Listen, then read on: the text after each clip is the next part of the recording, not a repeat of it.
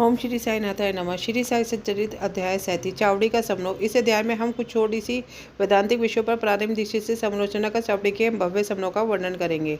प्रारंभ धन्य है श्री साईं, जिनका जीवन जैसा था वैसा ही अवर्ण्य गतियों क्रियाओं से पूर्ण नित्य के कार्यक्रम भी। कभी तो वह समस्त संसारी कार्यों से लिप्त रहकर कर्मकांडी से पतित होते, तो कभी ब्रह्मांड और कभी आत्मज्ञान में निमग्न रहा करते थे। कभी वह अन्य कार्य करते हुए भी उनसे असंबद्ध रहते थे। यद्यपि कभी कभी वे पूर्ण निष्क्रिय प्रतीत होते, तथापि वे आलसी नहीं थे। प्रशांत महासागर के समान सदैव जागरूक रहकर भी वह गंभीर, प्रशांत और स्थिर दिखाई देते थे। उनकी प्रकृति का वर्णन तो सामर्थ्य से परे ही है। यह तो सर्वविदित है कि वह बाल ब्रह्मचारी थे। वह सदैव पुरुषों को भ्राता तथा स्त्री को माता या बहन सदस्य ही समझा करते थे।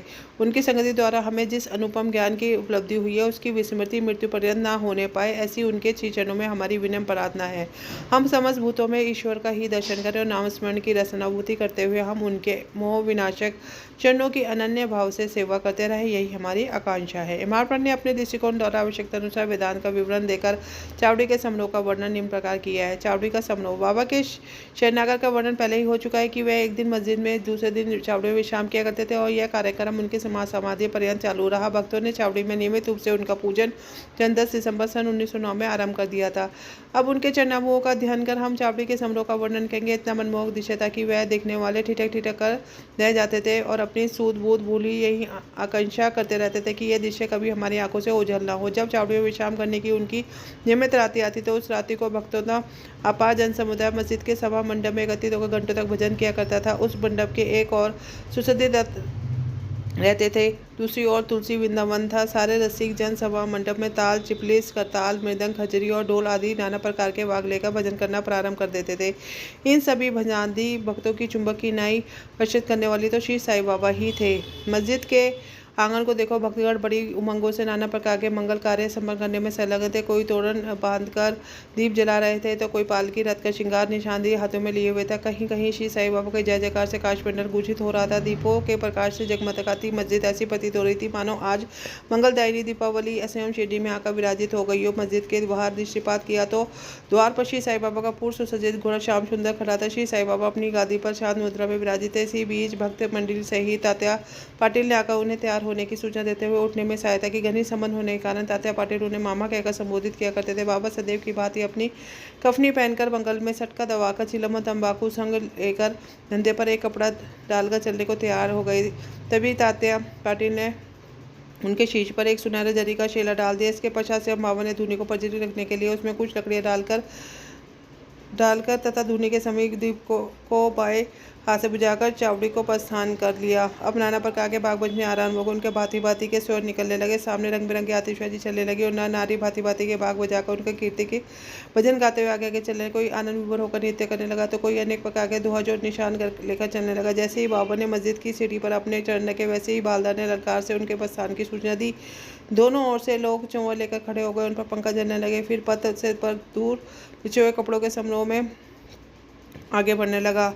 तात्या पाटिल उनका बाया तथा वहां से अपने दाया हाथ पकड़कर तथा बापू सब उनके पीछे छत्र लेकर चलने लगे। उनके आगे आगे पूर्ण सुसज्जित अश्व श्याम सुंदर चल रहा था। उनके पीछे भजन मंडली, भक्तों का समूह, बागों की ध्वनि के संग हरि नाम, साई नाम की ध्वनि जिससे आकाश गूंज उठा था, उच्चारे करते हुए चल रहा था। अब समरोह शायरी के कोने पर पहुंचा। सारा जन समुदाय अत्यंत आनंदित प्रफुल्लित दिखाई पड़ने। जब कोने पहुंचे, बाबा चावड़ी के सामने खड़े हो गए। उस समय उनके मुखमंडल की दिव्य प्रभा बड़ी अनोखी प्रतीत होने लगी। ऐसा प्रतीत मानो अरुणोदय के समय बाल रवि क्षितिज पर उदित हो रहा हो। उत्तराभिमुख होकर वह एक ऐसी मुद्रा में खड़े हो गए जैसे कोई किसी के आगमन पर प्रतीक्षा कर रहा हो। बाघ पूर्ववत ही बसते रहे। वह अपना दाहिना हाथ थोड़ी देर ऊपर नीचे उठाते रहे। बाधक बड़े जोर से बाघ बजाने लगे और इस समय काका साहब दीक्षित गुलाल और फूल चांदी की थाली में लेकर सामने आए। बाबा के ऊपर पुष्प तथा गुलाल की वर्षा करे। बाबा के मुखमंडल पर रक्तिम आभा जगमगाने के सब लोग तृप्त हृदय होकर रसमादि का स्मरण करेंगे। इन मनमोहक दृश्य और अवसर का वर्णन शब्दों से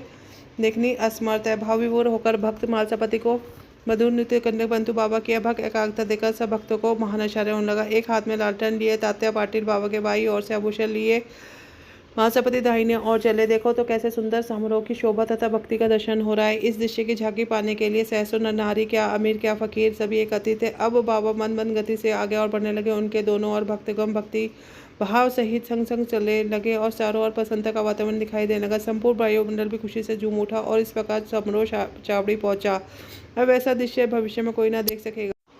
अब तो केवल उनकी याद करके आंखों के सम्मुख उस मनोरम अतीत की कल्पना से ही अपने दिल को प्यास शांत करनी पड़ेगी। चावड़ी की सजावट भी अति उत्तम प्रकार से की गई। उत्तम बढ़िया चांदनी शीशे बाती बाती थे, हरी लालटेन लगे हुए थे। चावड़ी पहुंचने पर तात्या पाटिल आगे बढ़े, आसन बिछाकर तकिए के सारे बाबा को बिठाया। फिर उन्होंने एक बढ़िया अंगरखा पहनाया। बाबा को भक्तों ने नाना प्रकार से उनकी पूजा की। उन्हें स्वर्ण मुकुट धारण कराया तथा फूलों और जौहराओं की माला उनके गले में पहनाई गई। फिर ललाट पर कसूरी का वैष्णवी टिकलक मध्य में बिंदी लगाकर दी काल तक उनकी अपलक निहारते उसके सिर का कपड़ा बदल दिया गया, उसे ऊपर भी उठाए रखे, क्योंकि उन्हें अभी शंकित थे कभी वह उसे कहीं फेंकने दे। परंतु बाबा तो अंतर्यामी थे, उन्होंने भक्तों की अपनी चेतना का पूजन करने दिया। नवश्रुति सुसज्जित होने के कारण उनके उपरांत उनकी शोभा बढ़नी थी।